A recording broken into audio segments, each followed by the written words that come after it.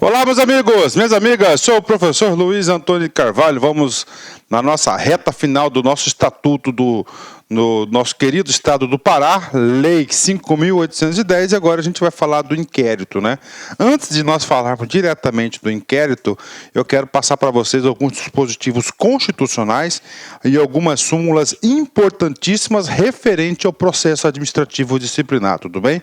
Então vem comigo, vamos lá.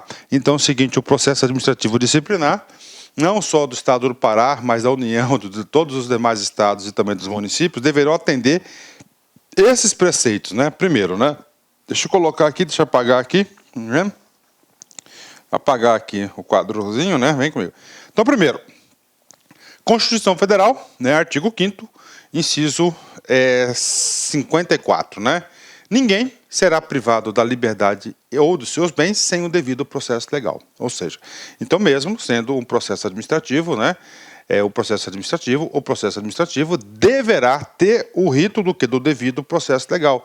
E nesta aula, o inquérito, você vai perceber exatamente qual que vai ser o devido processo legal para os processos administrativos, né? Desculpa, gente, vamos lá. Próximo, artigo 5º, né? Inciso 78, né? Esse aqui, muito importante, ó. A todos, olha só, olha o constituinte, a todos, todo mundo, né? No âmbito judicial e administrativo, ó, a todos no âmbito judicial e administrativo. Neste caso, é o quê? É o administrativo. São assegurados a razoável duração do processo e os meios que garantam a celeridade de sua tramitação, né? Então, olha aí que coisa interessante, né? São assegurados a razoável duração do processo e os meios que garantam a celeridade de sua tramitação, né? Ou seja, aqui no inquérito aqui a gente vai perceber claramente isso. Então, é mais um inciso da Constituição inerente ao processo administrativo. Professor, e agora? Agora nós vamos para as partes de súmula, né? Então, nós temos algumas súmulas aí muito importantes aí que pode ser cobrado na prova de vocês. Então, primeiro, súmula vinculante número 5. O que diz aqui, ó? A falta de defesa técnica, né? Professor, o que significa, professor, defesa técnica? Aqui já fala, ó, por advogado, né? Então é o seguinte, vamos lá, primeira coisa, então no processo administrativo disciplinar, olha só, o réu, o acusado, ele pode fazer uso do advogado, né? Então, o advogado, ele vai fazer o quê? Uma defesa técnica, ok? Uma defesa técnica. Olha aí, uma defesa técnica, né? O que ele está falando aqui? Professor, na falta de defesa técnica, né? Ou seja, por um profissional que é um profissional de defender as outras pessoas que é um advogado. Então, a falta, então, no PLAD, não temos a figura da defesa técnica, né? Aí eu pergunto, professor, esse PAD será cancelado? Negativo, ó. No processo administrativo disciplinar, não ofende a Constituição. Ou seja, né, você, no PAD, claro, no PAD você vai ter que ter, você tem um direito de exercer seu direito ao contraditório, a sua ampla defesa devido ao processo legal. Mas, se durante um PAD, né, você não tiver um advogado constituído, tá? Você pode ficar tranquilo, né? Você pode falar, professor, eu não tenho recursos para a contratação de um advogado, não tem problema nenhum, tá? Por quê? Porque a falta da defesa técnica feita por um advogado não vai anular o processo, né? Professor, tem uma historiazinha da súmula vinculante número 5? Sim, tem uma historiazinha dessa súmula vinculante, né?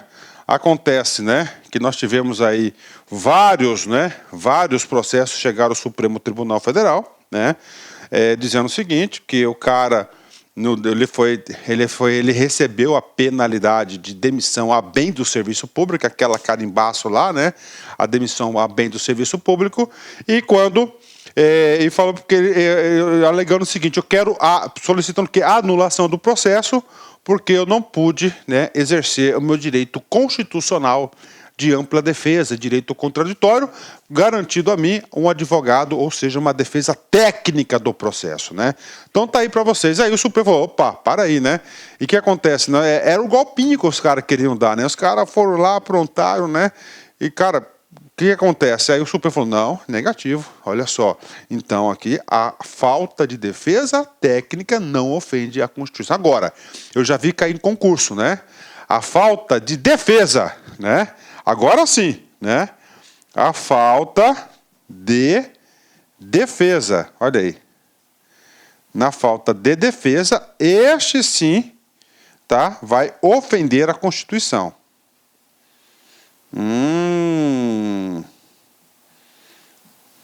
Ó, tá? A falta de defesa. Agora, a falta de defesa técnica não ofende a Constituição. Professor, como que a comissão poderá superar essa lacuna da falta de defesa, né? Ele poderá nomear, por exemplo, o advogado dativo, né? Que, inclusive, nessa aula nós iremos falar sobre esse assunto. Então, essa súmula vinculante é muito importante. Vamos lá, eu vou ler de novo para vocês. A falta de defesa técnica por advogado no PAD não ofende a Constituição, que não ofende a Constituição, né? A defesa técnica. Agora, a falta de defesa, aí a falta de defesa, ele não se defendeu das acusações que a ele foram atribuídas, aí neste caso aí, né, tá aí. Por isso que a comissão processante aí deverá garantir todos os meios necessários aí ao contraditório, ao devido processo legal, para que o réu exerça seu direito constitucional de ampla defesa e direito ao contraditório. Bacana? Então, isso aqui é a súmula vinculante número 5, importante, né? Mais uma. A súmula vinculante número 21, tá? Vem comigo aqui. É inconstitucional a exigência de depósito ou arrolamento prévios de dinheiro ou bens para a admissibilidade de recurso administrativo, né? Opa, professor, então o que quer dizer aqui? Nós vimos, né, que nós temos o quê? Nós temos aí, na administração pública, né, nós temos aqui, né, o pedido, olha aí, o pedido, né, de reconsideração. Bacana, né? Nós temos aqui o recurso. Nós veremos mais adiante, né, daqui 2 aulas, o pedido de revisão. O pedido de revisão do processo. Está aí, né? O que acontece? Professor, a administração pública poderá exigir uma taxinha, tá? Uma taxa aí, tá? Em dinheiro, por exemplo, para você ter, para você exercer o seu direito de recurso? Não pode, ó. É inconstitucional, ou seja, está ofendendo a nossa Constituição, que a exigência de depósito ou arrolamento prévio de dinheiro ou bens para a admissibilidade de recursos, né?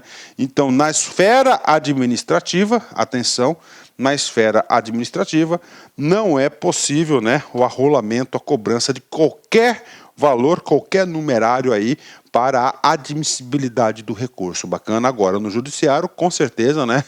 Aí nós temos aí umas custas aí bastante elevadas. Mas na esfera administrativa nós não temos, né? Então não paga nada para recorrer. Bacana? Ok. Outra súmula importante que você deverá levar para a sua prova, né? Mais uma, vem comigo, né? Fala de prova emprestada, né? Professor, o que vem a ser prova emprestada, né? Tem 2 processos, né? Tem um processo judicial, né? Por lá, o cara lá, um cara lá foi condenado por improbidade administrativa. Nos autos daquele processo que rolou lá na justiça, né? Tem provas que inocentam ou comprovam a conduta delituosa lá, infratora do sujeito, né, do servidor. O que acontece? Como está em outro processo, chama-se prova emprestada. Professor, é admitida ou não é admitida? Assim que a prova vai cair para vocês. Ela é permitida, ó, é permitida a prova emprestada no processo administrativo disciplinar. Olha aí. Agora, a parte final da súmula 591 do STJ fala o seguinte, ó. Vem comigo aqui. Desde que devidamente autorizada pelo juízo competente e respeitados o contraditório e a ampla defesa, né? Então, é admitida a prova emprestada. Nós vimos aí que todos os meios de provas lícitos poderão se adentrar nesse processo, a gente já viu isso aí, e nós temos uma súmula que fala da prova emprestada. Então, é permitida a prova emprestada no processo administrativo disciplinar, desde que devidamente autorizada pelo juízo competente. Lá, o juizão lá, que está conduzindo o processo da improbidade administrativa e respeitados o contraditório e ampla defesa. Ou seja, essa prova prestada aqui, ela não é definitiva. Dentro dessa prova prestada aqui, caberá às partes o que? O direito ao contraditório e ampla defesa. Bacana? E agora, professor, agora a gente fala aí da última súmula, né? A súmula 592 do STJ, né? O excesso de prazo. Ó.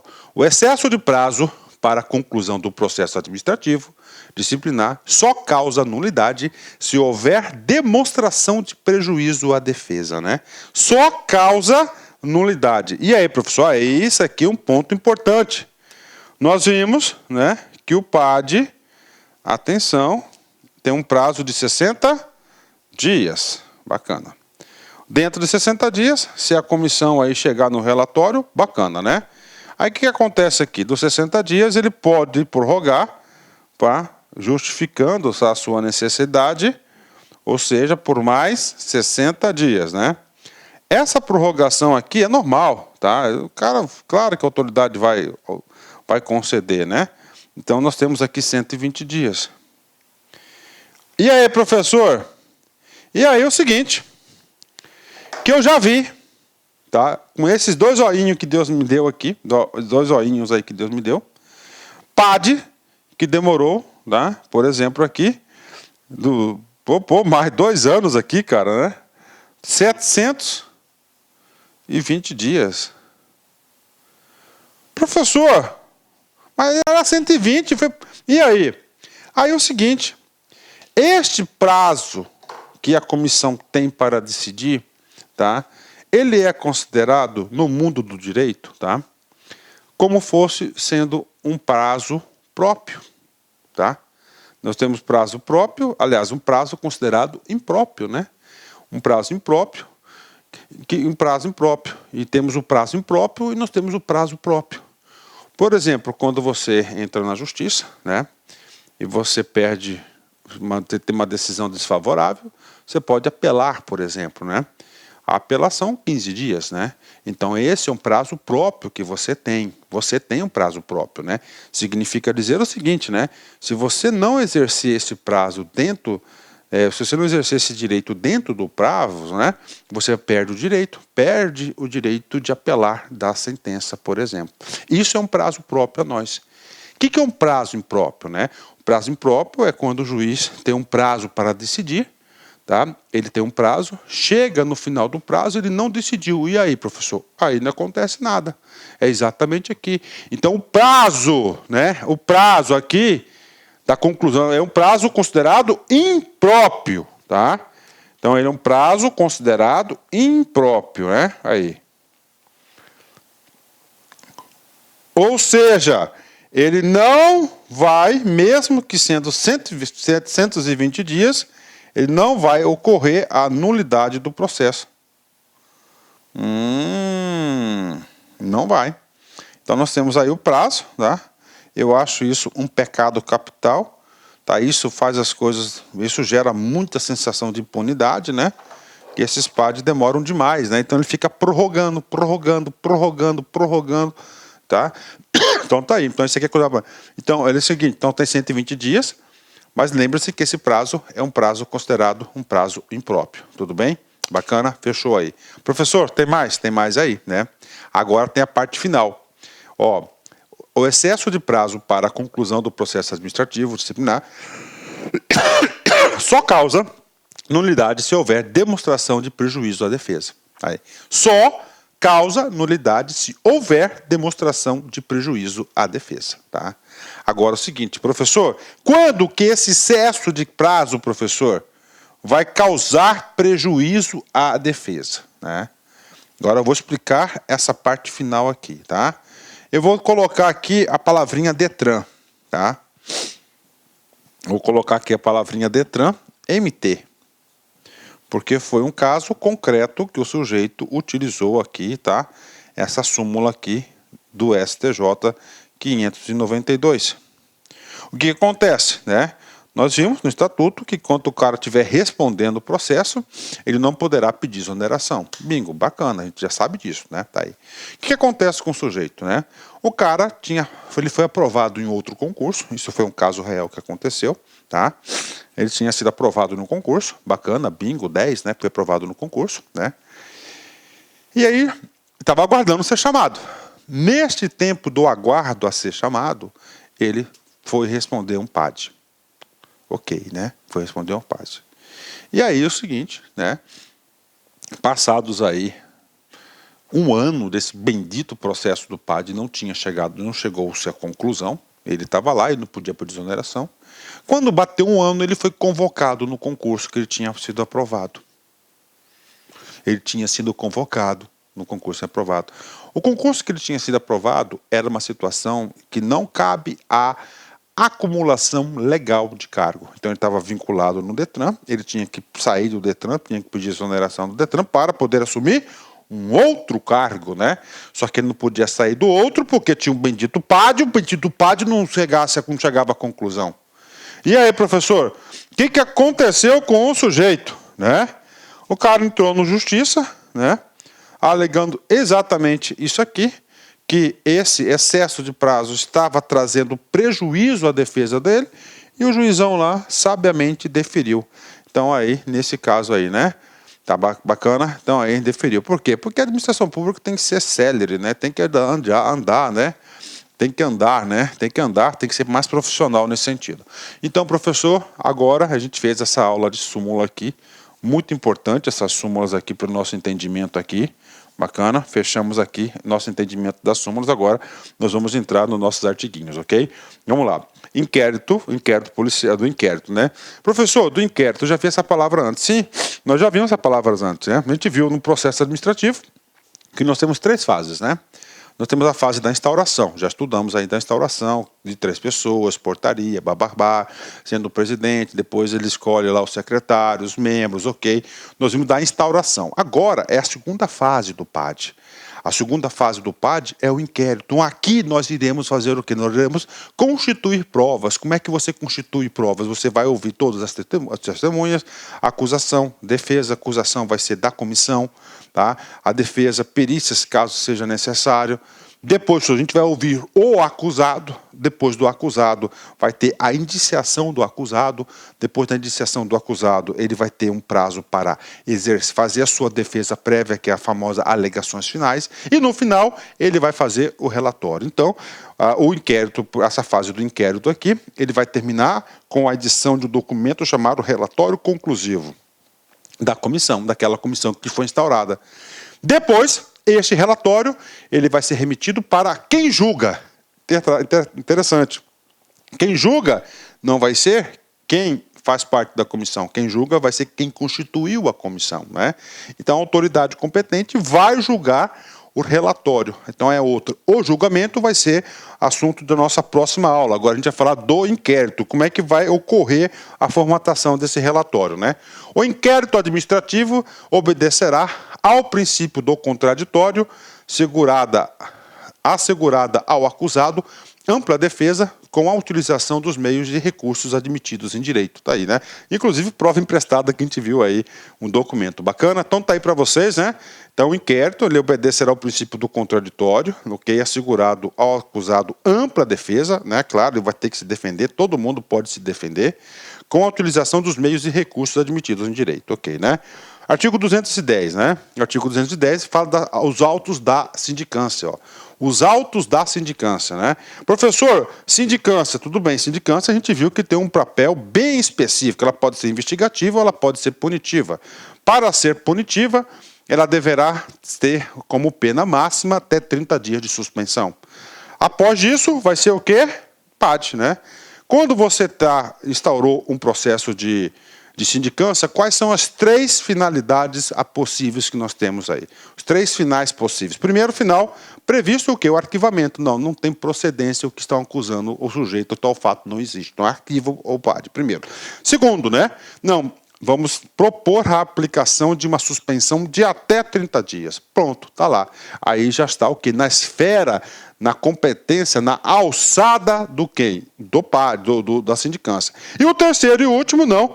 O fato é mais grave do que nós pensávamos no começo. Agora, nós diremos o quê? Propor ao quê? A abertura do PAD. Então é o seguinte, propor a abertura do PAD. O inquérito está na parte do PAD. Então o que ele vai fazer? Ele vai fazer o 210. Os autos da sindicância integrarão o processo administrativo disciplinar como peça informativa da instrução. Então, aquele encaminhamento da sindicância lá, ele vai compor como peça informativa. Isso já caiu em prova de concurso. Ó. Então, ele fazia o quê? Peça informativa da instrução. Quando o legislador coloca peça informativa da instrução, significa dizer o quê? Significa dizer o seguinte, né?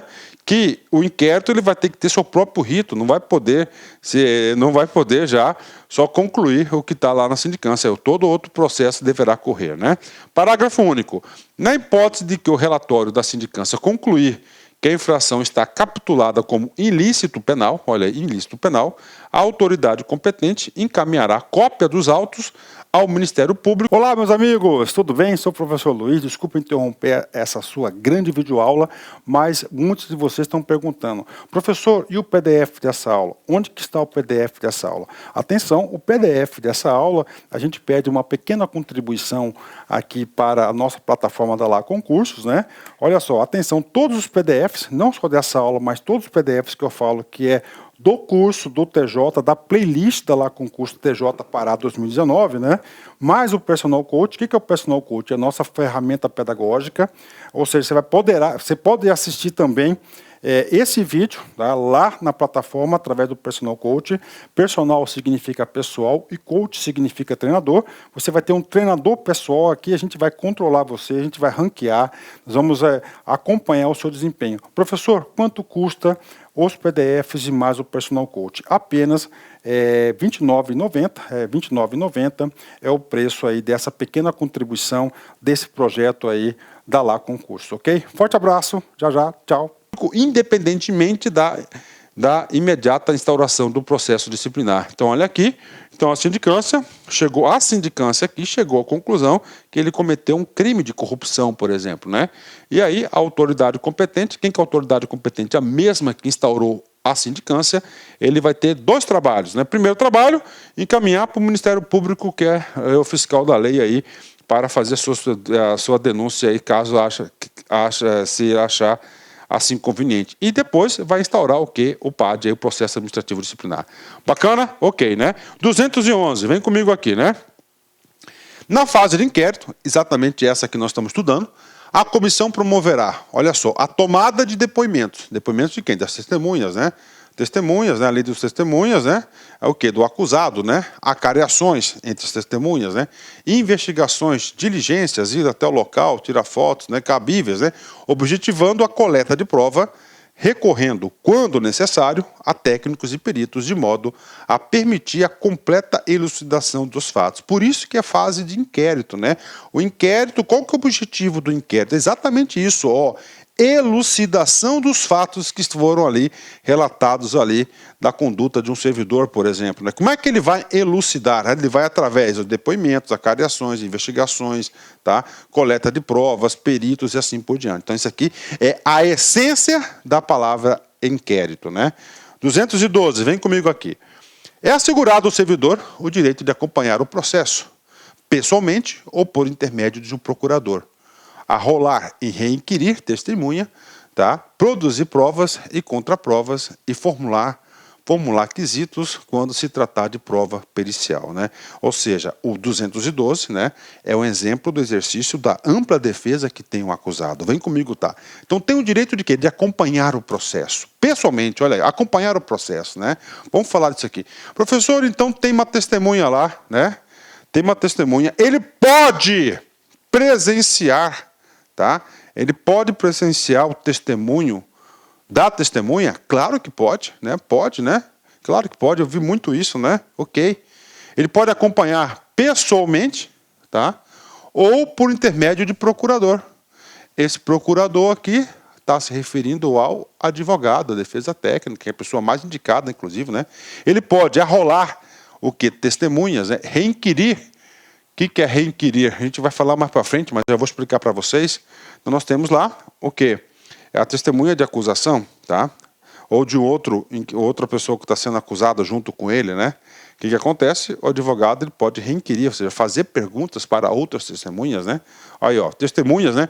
Produzir provas, tá? Apresentar documentos, contraprovas, né? Então, contraprovas, né? Formular quesitos quando se tratar de prova pericial. Então, isso aqui é o exercício do quê? É o exercício da ampla defesa. Parágrafo 1º. O presidente da comissão poderá denegar pedidos considerados impertinentes, meramente protelatórios ou de nenhum interesse para o esclarecimento dos fatos, né? O que acontece? Às vezes o cara quer o tal do enrola, né? Ele quer procrastinar, né? Procrastinar aí o processo, quer atrasar. Então, o presidente da comissão, aqui está dando toda a autonomia para ele fazer o quê? Ó? Quando ele considerar que um pedido é meramente impertinente, meramente protelatório, para atrasar o processo, ele poderá o quê? Indeferir, né? Ele poderá denegar, indeferir esses pedidos. Ele tem autonomia para isso. Parágrafo 2º. Será indeferido o pedido de prova pericial, é quando a comprovação do fato independer de conhecimento especial de perito, né? Ou seja, tem uma prova lá, né? Tem uma prova lá documental, por exemplo, né? E o cara vai lá e pede, não, eu quero que essa prova passe por um perito. Aí chega o presidente, não, né? Não precisa de perito, porque aqui já é cabal, né? Nessa prova aqui, nós já temos o quê? Um fato já, o fato já, por si só, já comprova que esse documento ele é válido, então ele pode indeferir. Também, o item 2, o parágrafo 2º e o parágrafo 1º e 2º, né?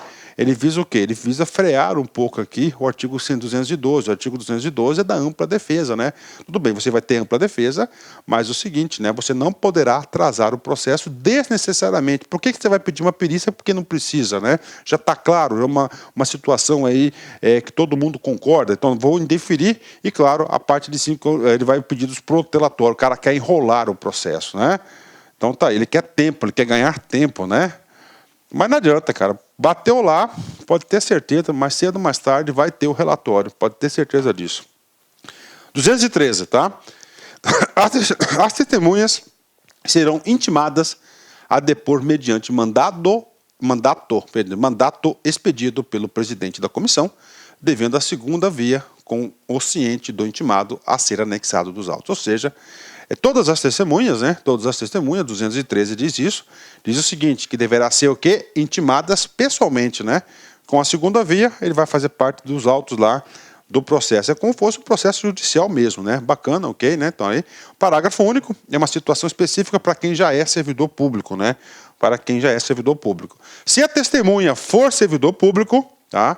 A expedição do mandato será imediatamente comunicada ao chefe da repartição, onde serve, com a indicação do dia e hora marcados para a inquirição, né? Ou seja, se o cara é servidor público, pelo princípio da hierarquia, nós temos que chamar quem? Nós temos que chamar o chefe. O chefe, ele é o responsável, então o chefe aí deverá intimar aí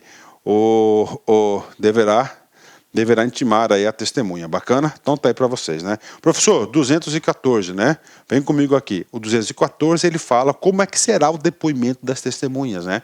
Ó, o depoimento será prestado oralmente. Então a pessoa vai ter que falar, e muitas vezes são gravados, viu? E reduzido a termo. O que é reduzido a termo? Colocado no papel, numa ata, né? Então no final você vai assinar aquilo que você falou. Isso que é reduzido a termo. Então ele é oral, reduzido a tempo. Professor, já caiu na prova de concurso essa pergunta. O cara já pode, né? A testemunha já pode trazer as respostas por escrito? Não, ó. Não sendo lícito, ou seja, não sendo permitido a testemunha trazê-lo por escrito. Ele vai ter que falar na hora ali, porque às vezes ele cai em contradição, né? O escrito não, o escrito você tem, né?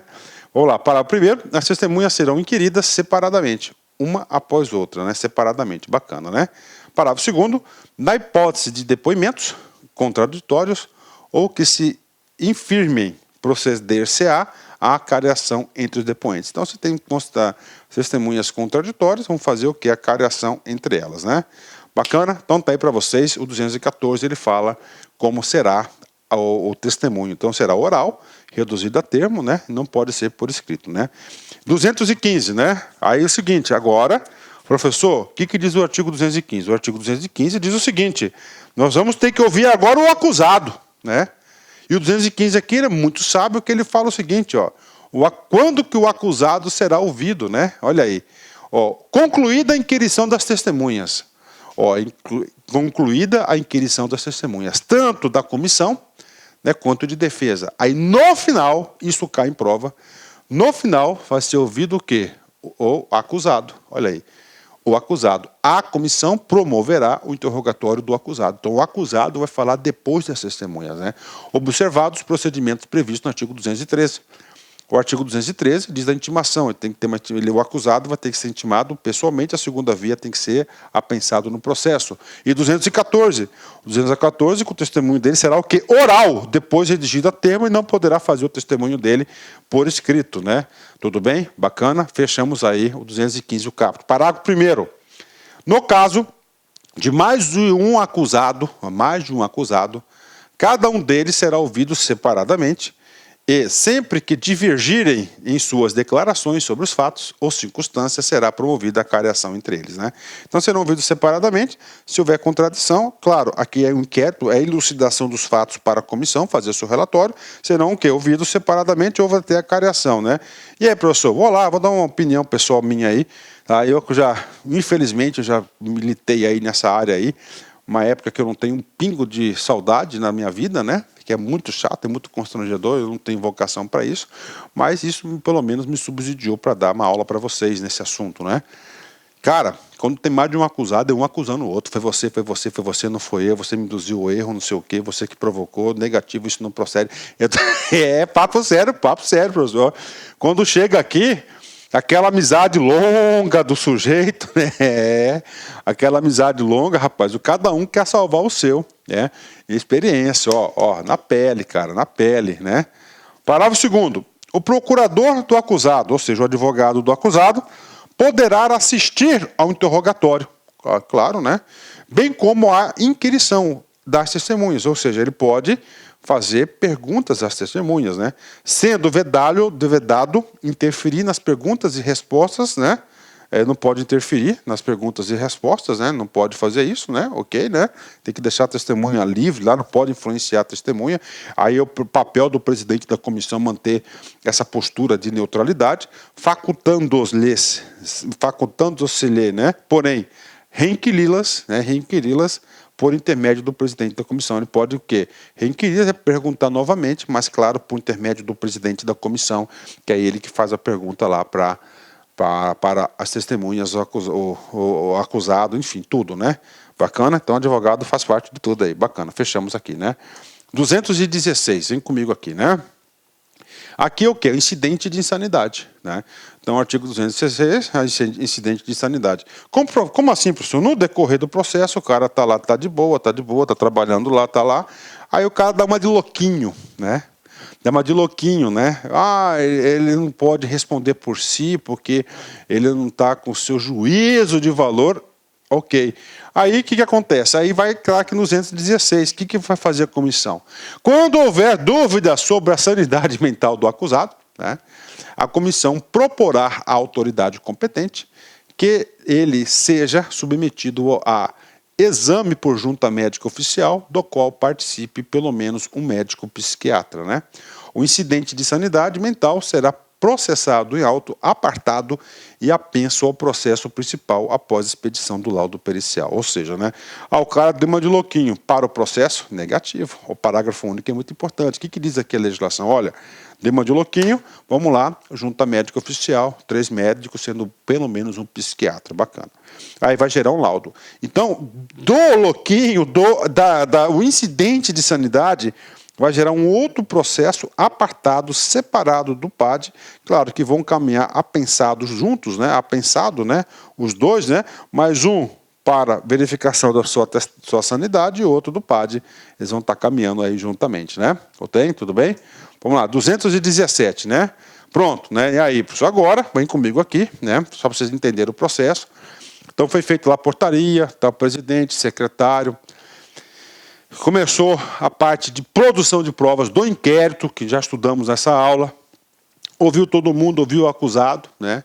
Aí a comissão, trabalho da comissão, ele fala indiciação do acusado, esse é o nome. Então a comissão, né, ele faz a indiciação. Não, realmente fulano de tal, tá?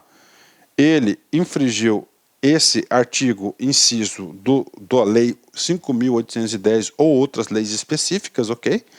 Então, para isso, né, diante de tais situações e fatos, né, o que ele faz? Faz esse documento, que é indicação do servidor, que é indiciação do servidor, tá? Do servidor. Tipificação da infração disciplinar. Olha, ele infringiu o artigo tal, parágrafo tal, inciso tal. Bacana. Será formulada quem que fez isso? Indicação do servidor, que é indiciação, com a especificação dos fatos, como que ele infringiu, por isso, a ele imputados das respectivas provas. Bacana. Então, quando faz a indiciação, a indicação do servidor, tá? Claro que ele ou o seu advogado, procurador que ele definiu, aí vai abrir um prazo chamado defesa escrita, né? Que são as alegações finais. Então, a defesa técnica, aqui ocorre um processo de defesa técnica, né? O que acontece? O advogado ele vai pegar todo o processo e vai fazer o quê? Alegações finais, a defesa escrita do processo, né? O indiciado será citado por mandato expedido pelo presidente da comissão para apresentar defesa escrita. Depois, claro, com a indicação do servidor. Olha, está aqui, fulano de tal, você está sendo acusado isso, e você tem 10 dias para fazer sua defesa escrita, que é chamado lá popularmente como alegações finais, né? Assegurando-lhe vista do processo na repartição. Então, você pode lá ter vista no processo, não pode fazer carga, mas você pode fotocopiar, claro, que você tem que custear a fotocópia do processo, né? Então, aí para vocês aí é a defesa escrita, né?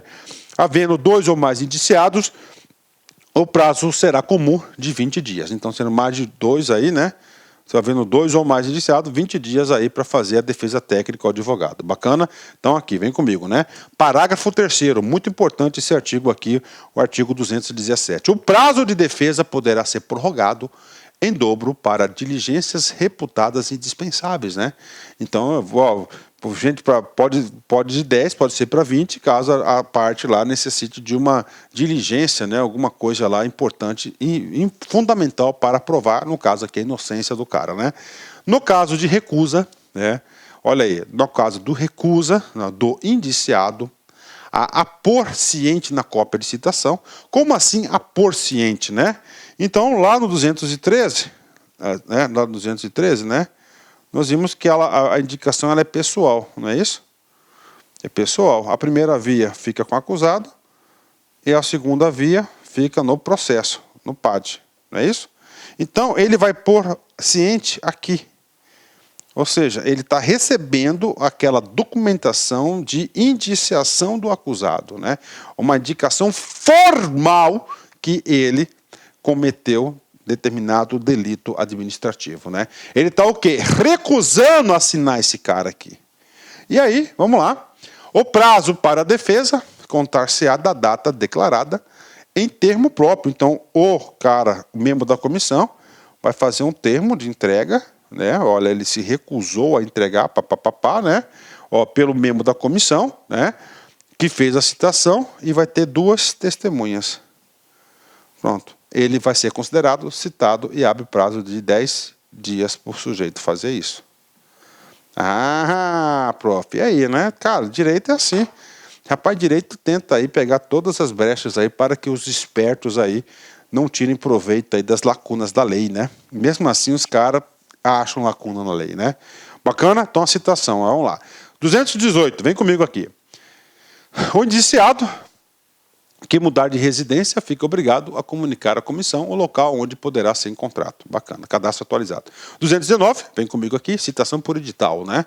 Achando-se o indiciado em local incerto e não sabido, tá aí, será citado por edital. Então, não localizou o sujeito, de jeito nenhum, e aí ele não pode, tem que ser indicação, a citação, prioritariamente, ela é o quê? Ela é pessoal. E aí, faz por edital, publicação de Diário Oficial do Estado, em jornal de grande circulação, na localidade do último domicílio conhecido para apresentar defesa, né? Na hipótese desse artigo, o prazo para a defesa será de 15 dias a partir da última publicação do edital, né? Então, depois da última publicação do edital, o prazo para o cara fazer as suas alegações finais serão de 15 dias. Bacana? Então tá aí para vocês, né? Aí o seguinte, né? Aqui é um trabalho de quê? De uma defesa técnica, não é isso? Ó, defesa, né? Defesa do acusado, 10 dias, alegações finais, né? Então vem comigo, olha só. Então o cara foi lá, ele recebeu, está ciente que está sendo indiciação do acusado, daquele negócio lá. Ele tem 10 dias para fazer sua defesa. E aí, professor, olha só. Considerar-se-á rével. Olha aí, rével.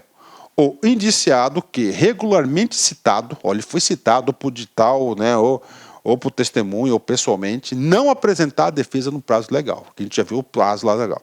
Então ele vai ser rével, tá? Ou seja, o processo vai andar sem a participação dele, tá? Porque rével deu prazo 10 dias para ele fazer a defesa dele, não fez, ele vai andar. Mas olha só o que vai acontecer. A revelia será declarada por termo nos autos do processo e devolverá o prazo para a defesa, né? Então, o que vai acontecer aqui? O presidente passou os 10 dias, ele vai declarar rével. Declarou rével, ele vai citar novamente o réu, tá? Que vai devolver o prazo para a defesa, né? O prazo da defesa. Esse devolver o prazo para a defesa vai para o parágrafo 2º, ó. Para defender o indiciado, rével, olha aí, ó, rével, tá? A autoridade instauradora do processo designará um servidor como defensor dativo, né? Ocupante de cargo de nível igual ou superior ao indiciado. Então é o seguinte, o que vai acontecer? O cara vai ficar sem defesa? Não. Então o presidente da comissão, ele vai reabrir o prazo, que diz para devolverá o prazo para a defesa. Devolverá, ele vai reabrir o prazo de 10 dias. Só que como ele foi declarado rével, ele não vai poder fazer só a defesa prévia. Aí, o presidente da comissão, ele vai, dentro dos colegas servidores públicos, ele vai escolher, vai nomear um servidor, que ele vai ser obrigado a ser o defensor ou advogado dativo do réu, do cara que está sendo acusado, daqueles termos lá da indiciação, tá? Da indiciação do acusado, né? Professor, mas ele consegue fazer uma defesa? Com certeza, ali tem tudo, ele vai ter acesso ao processo em 10 dias, né? Então aí ele tem um defensor dativo. Isso aqui, a gente observa bem o seguinte, que não tem jeito, né, cara? O direito constitucional de ampla defesa ou contraditório é concedido para o cara, né? Então tá aí, ó, né? Tá aí. Eu já vi casos aí que o cara não indicou advogado, nada, não procuraram o cara para depor, nada. Um defensor dativo conseguiu salvar o cara, né? Porque ali tem todos os processos, né? Todos os atos do processo, né? 211. Apreciada a defesa, aí, agora é o seguinte, tá?